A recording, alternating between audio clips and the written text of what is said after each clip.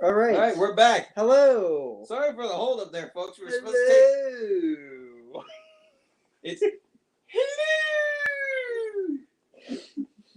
hello. But that will. So as you can tell from the title, we are remembering Robin Williams. Yes. Because last week we talked about Mrs. Doubtfire, and I was like, shit. We talked a whole stream about this, but we might as well talk about Robin Williams and his other stuff. Because not only was he, he was most well known for being a comedian. Yeah, but he did some dramatic roles. Oh, too. he absolutely did. But I think the one that everybody remembers Robin Williams in, besides Mrs. Doubtfire, was Jumanji. Mm-hmm. Like, that's how we were introduced to Robin Williams. Well, No. Either that or Aladdin. It was Aladdin first, and then Jumanji. Yeah. So it was like, oh my God, we got to see the voice and see the man behind the voice of Genie. That was fantastic. Yes. Now, okay, what do you think it was about Robin Williams that made him such a comedic genius? It made him such a comedic genius. It easily, and I talked about this last week, his improvisation skills. Because when you are a comedian, you got to be able to improvise. Yeah. And I've seen on my YouTube, I will watch YouTube shorts of stand-up comics improvising in and reacting to the crowd on the fly. One of them is Akash Singh, and this guy was if racism was an Indian, from India, not Native American, Indian, so Indian from India, where he was just stereotyping everybody, where he literally this one show. He does a 90-minute show, and the entire front row section, VIP seating, has been empty for 40 minutes. It's like, man, that's really bugging me. And he was like, I bet you dollars to donuts that they're all Indians. They're all my people. Sure enough, an hour into the 90-minute show, they all show up. He's like, see, they're all Indians. They're all my color. And it was one guy that held up the whole show. It's 60 minutes into a 90-minute show, you decide you're going to show up. You have any idea how disrespectful this is? Dude, let me guess where you're from. You're from India? He's like, yeah. I knew it. And that's the thing is you gotta, it's interacting with the crowd and acting. And that's what Robin Williams did. I will watch bits of him from when he was a guest star on Sesame Street with Elmo. Yeah. And it was a stick. And he was just playing pretend with it. He was also on Saturday Night Live too, right? He was on Saturday Night Live as well. But the thing was, and especially in Aladdin, the beginning with that merchant, that's Robin Williams there. Yeah. So what it was that they were in the studio and there was just a box of stuff. And so he was to act as the merchant. He didn't get credited for this, but he was just messing with this stuff on the fly. And the part where he's like, boom, it makes julienne fries. Stack it, dang, it broke. The prop actually broke. So that was actually him improvising and acting on the fly with that. And that's part of why people remember him so well. He could improvise on the fly. And I mentioned this last week about him being on Whose Line Is It Anyway, where he played, came up with superhero names. And the one that everybody remembers it, and you will find this on YouTube with ease, it was, I'm Paranoia Man. Oh, God. And just runs off. Because he's supposed to be Paranoia Man. And it's absolutely hilarious to watch because that was who he was. But part of that was fueled by his, his mental illness, his depression, which ultimately led to him, killing himself. Yeah. Because, and it's so true. I've seen that those that provide us the biggest of smiles and will show the biggest of their smiles, but look past their smiles, look into their eyes. You're going to see pain. Mm-hmm. And Robin Williams was a deeply pained man. Yeah. And, he provided so much laughter for all of us that we're constantly going to remember it, and we're going to remember him by.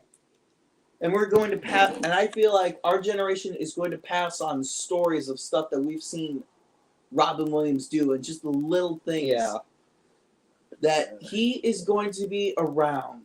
Like his name is going to be around for well after we're gone. Yeah. He's not going anywhere, like it or not, because, and I remember this from a TV show, actually from an interview, that a person dies twice in their lifetime. Okay. The first time is when they actually pass away, which is going to happen to all of us. Yeah. And even Robin Williams has shown us that, like, eventually, you know, we're all going to meet our maker. Mm-hmm. But a person passes away the second time when stories and thoughts of them stop entirely. Yeah. I mean, do you remember the movie Coco? Yes. Okay, so in the afterlife, where that man was, you know, on that boat and being taken care of, where his spirit passed away, his family entirely forgot about him. That is our second death. That is literally what I think is probably going to happen to us. But that's okay. Eventually, that's going to happen. We're not going to be remembered forever. But Robin Williams, there's going to be several more lifetimes worth of stuff where people are just going to talk about the stuff that he's done. Yeah, and from what I've heard about him, like as a person, like he was actually like a really nice guy. He was a very, very nice person. Which is funny because you would think someone that is very a very nice individual, despite the fact that he uses cuss words from time to time, which was part of the stand-up bit. I mean, look at the golf routine. Look at the Scottish golf routine that he did. It's like, oh, so it's kind of like croquet. Fuck no!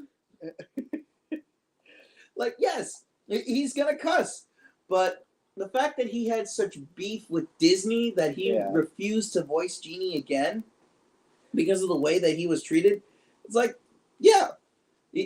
But he stood up for the fact that it's like, no, this is wrong. You should not be doing this to me or other people. But he did return for the third Aladdin. Did he? Yeah. Oh, man.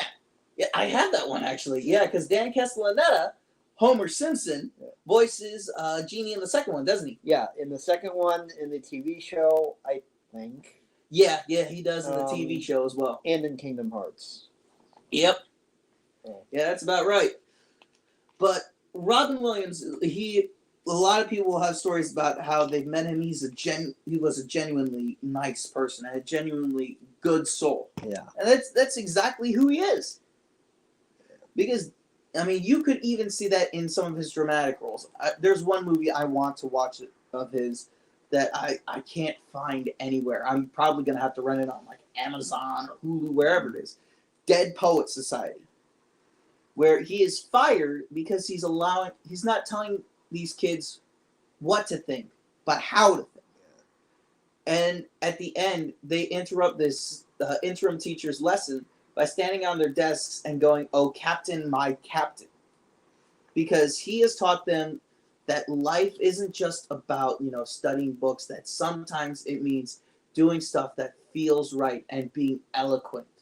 Yeah, I'll be watching that movie at some point since it did get nominated for Best Picture. It did, and it's still being talked about because he said it so succinctly. The English language isn't meant to just be spoken; it's meant to woo. It's in some ways it is a romantic language because we draw so much inspiration from Italian, Spanish, Germanic, French, all romantic languages. I mean, granted, German's a bit more harsh. But it's a romantic language. And because we create English as a melting pot for all those languages, it is a romantic language. And it is meant to woo. It is meant to woo those. That's why we should use words that are very, very rarely used because it's meant to show our intelligence. However, I don't know if he mentioned that it's like, hey, you need to also be simple. Yeah. Because the one thing that I've learned is be eloquent, but also speak simply, speak plainly. Because usually that gets the point across for everything. Yeah. I need to watch Good Will Hunting as well. I've heard that one is fantastic. Yeah. I think that got nominated for Best Picture too. Seriously, anything Robin Williams got put into where he was acting for dramatic sake, he's like, yeah, nominated for Best Picture.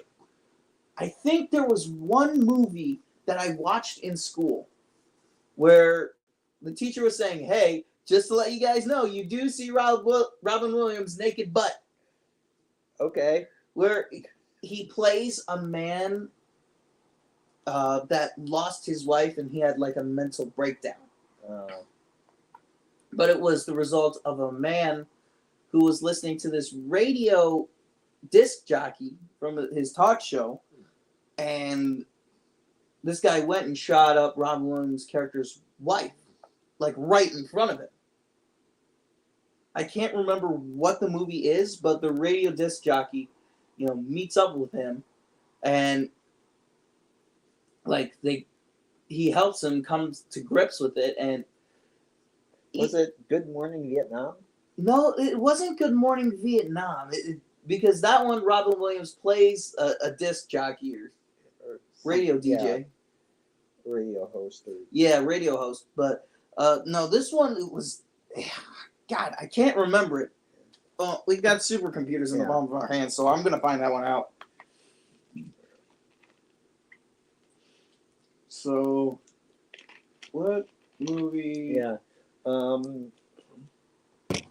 He did do a lot of voiceover roles, of course. Oh, yeah.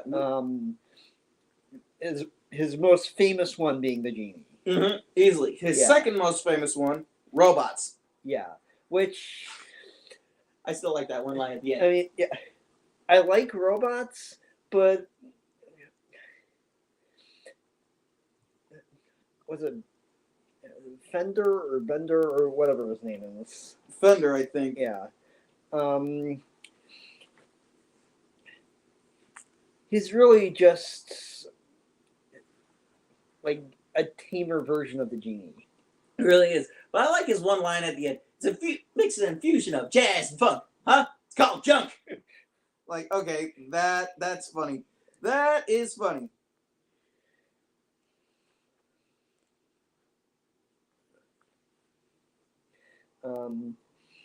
Let's see. It wasn't Good Will Hunting. I don't know about the Birdcage. Wonder if it was the Fisher King. But keep going. Keep going. Robin Williams was, I guess, an avid gamer. He was. He was a big Legend of Zelda fan. And what do you think he named his daughter? Zelda. Duh. Yeah. Like, people will still say that. It's like, this is Robin Williams' favorite games series. And it's like, it's amazing. I'm surprised that The Legend of Zelda hasn't done like something. I don't know if they've done. Maybe they did a tribute to Robin Williams or something like that. I don't know. I'm gonna have to look at that. Okay, Patch Adams. That definitely wasn't it. What Dreams May Come? No. I wonder if it was the Fisher King. August Rush was a good movie. He was in that. Yeah. It might have been. Now, granted, like, not all of his movies were slam dunks. That I found it. It's the Fisher King. Okay. Because this one is after shock jock Jack Lucas, Jeff Bridges, inadvertently provokes a caller into murdering a group of innocent people in a Manhattan bar. He grows depressed and turns to booze. As he's about to hit rock bottom, Lucas meets a homeless man named Perry, played by Robin Williams, whose wife was killed by the caller Lucas pushed to the brink. Mentally scarred by his loss, Perry spends his days searching for the Holy Grail. Lucas, feeling culpable for the poor man's plight, pledges to help him in his quest. And this one actually got an Academy Award for Best Actress in a Supporting Role. It was a nominee for Best Actor in a Leading Role, Robin Williams. It was a nominee for Best Writing. It was a nominee for Best Art Direction and it was a nominee for Best Music. This is in 1991.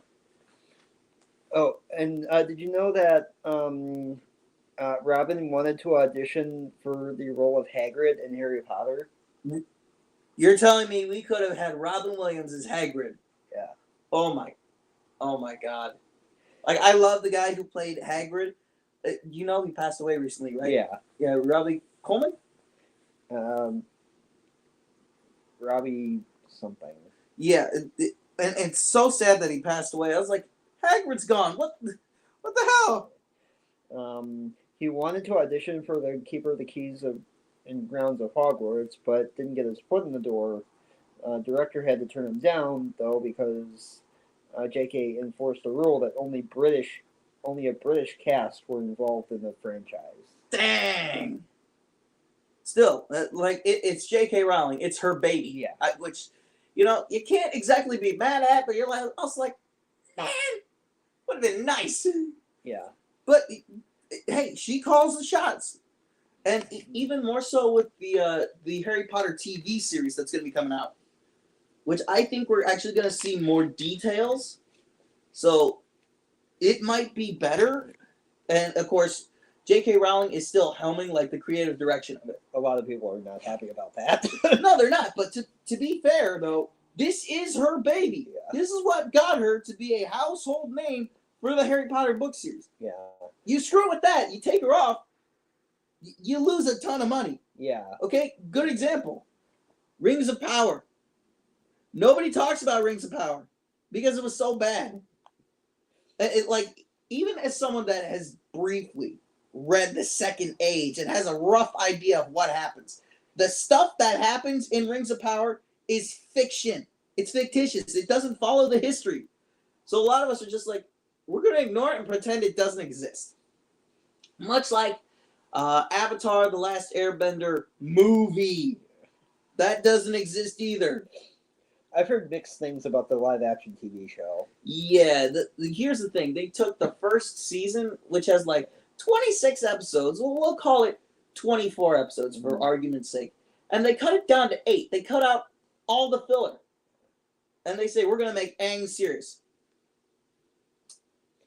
Isn't that what the movie did? That's what the movie tried to do. I'm like, no. You have to have the filler. You have to make it so that... Yeah, they took out... the show made a lot of changes. Yeah, which honestly, affected some of the characters. But, whatever. But with imagine if Robin Williams was involved. Oh my God, could you imagine Robin Williams as Uncle Iroh in the live action if he was still around? You have any idea the amount of people that would pay attention to that show just because Robin Williams is Uncle Iroh?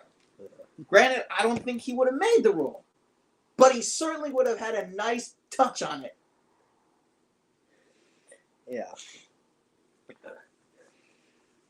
But, yeah, Robin Williams was involved with a lot of stuff that, even to this day, people aren't going to be forgetting. Right. At all. At all. And the fact is that a lot of his performances are very much inspired and still people draw inspiration from them. With his role as the genie, Josh Gad drew some of that inspiration into his role as Olaf in Frozen. Yeah.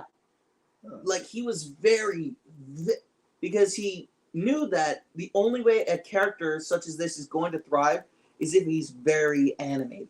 Yeah. And, I mean, look at how Genie was, what Robin Williams did for Genie. He was very animated in the booth as well as how he acted to portray the emotion for Genie. Because, like it or not, it's a Disney kids movie. Mm-hmm. You have to be animated. Yeah. You have to be very animated.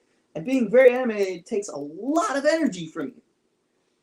And so Josh Gad would say, every day once I was done, I don't know if Robin was like this, but I was just wiped out.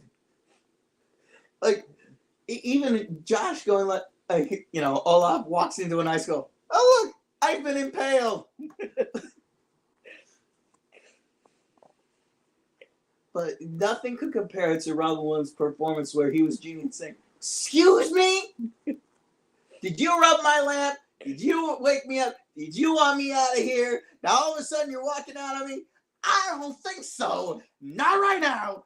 You're getting your wishes out, so sit down. Okay. And in case of emergency, crash landings, we got here, anywhere. Keep your hands and arms inside the carpet. We're out of here.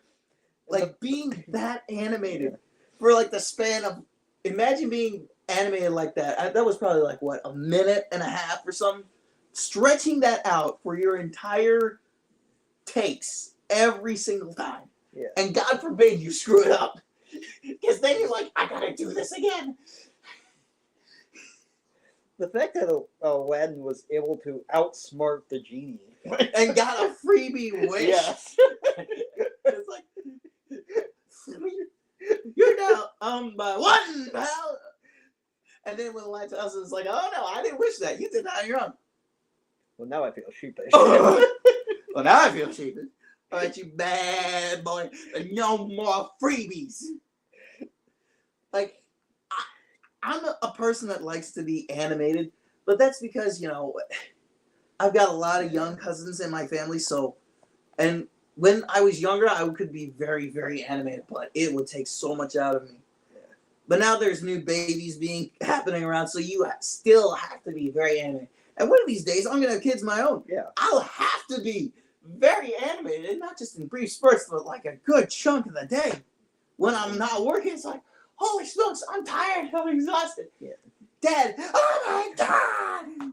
Yeah, and you know, I do respect the fact that you know, even in like the Aladdin Disney remake, Will Smith tried to do his own thing with the character. He did, and I will give respect for that because he tried to do his own thing. Was he wasn't as animated as No, it wasn't. Which, you know, definitely it sets him apart. I think he played Genie a little bit more subtly. Mm-hmm. I mean, he wasn't like over the top, but the energy was there. I think even a friend of mine, Nick Gall, would say like he's good, but he's no Robin Williams Genie. Yeah, he does a good job for what it's worth.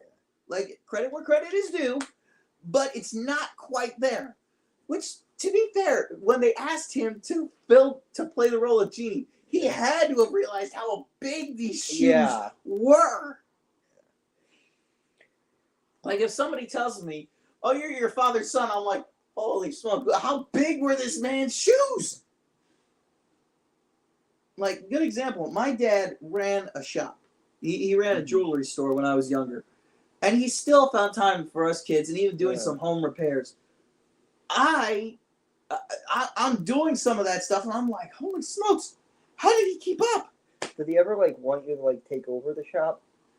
He wanted to. He wanted me and my brother to take over, but our interest just wasn't there. Okay.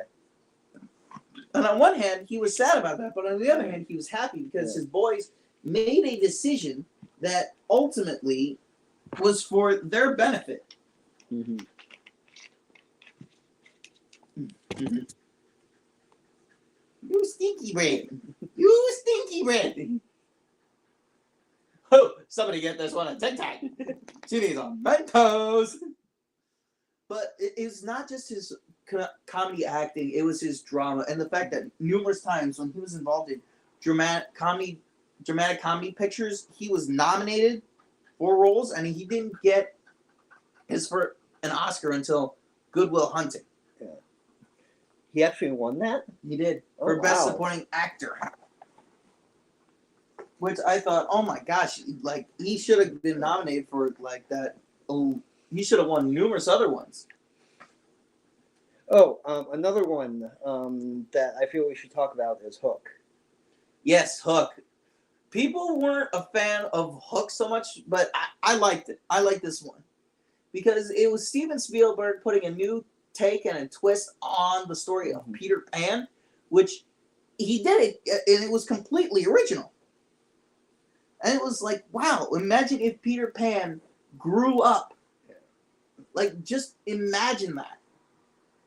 And it was so wild to me. And as I've gotten older, I've begun to appreciate it. And not only did we have Robin Williams, you know, as the lead character, but his takeover for the Lost Boys was played by Dante Bosco, Yeah, Zuko. I actually got to meet him. Yeah, and he's a really cool guy. Yeah. He's really something. But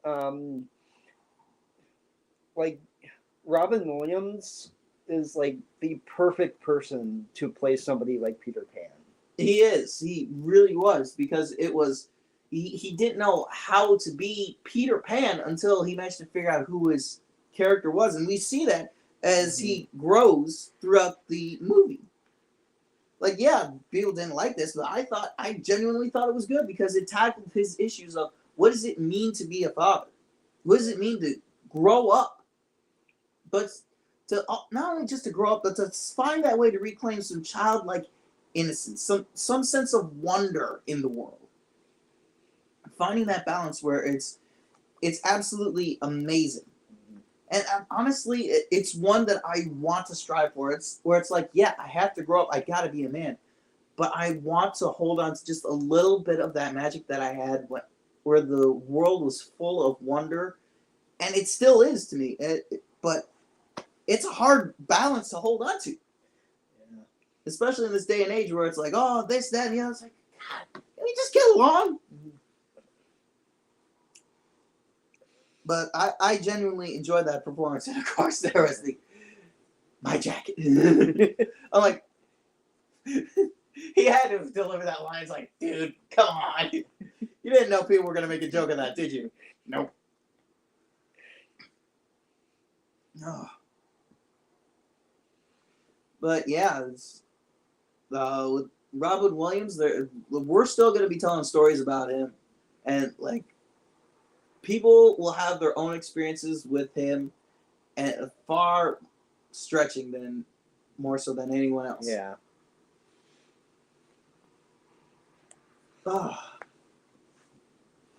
Oh goodness gracious! Did we run out of stuff to talk about when it's remembering Robin Williams?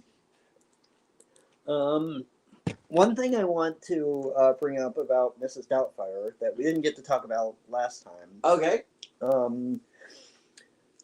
Something I've been wondering about the movie is whether or not Sally Field actually knew that was Robin Williams under all that makeup, or if they kept that a surprise. I don't know. I mean, you loaned me the movie, but You haven't watched it yet? I haven't watched it. I've been so busy. Like, it's crazy. Where I'm just thinking, I just need to sit down and watch this movie. That's all I got to do. But something else keeps popping up to the point where I'm like, God dang. Yeah. But who knows? Maybe yes, maybe no. I'm not sure. Yeah, and I can't find any kind of like answer to that question. So, like, I have no idea. Maybe if I ever like meet Sally Field at some point, I'll ask her that. Yeah, you could always ask her, and you might have your answer. Maybe she did, maybe she didn't. I think when Robin Williams walked on the set with all that makeup, she was probably like, oh my gosh. Yeah. But yeah. I thought maybe we had more to talk about. I honest to God thought we would as well, but it's only been 29 minutes, and we're like, oh, we've run out of stuff to talk about.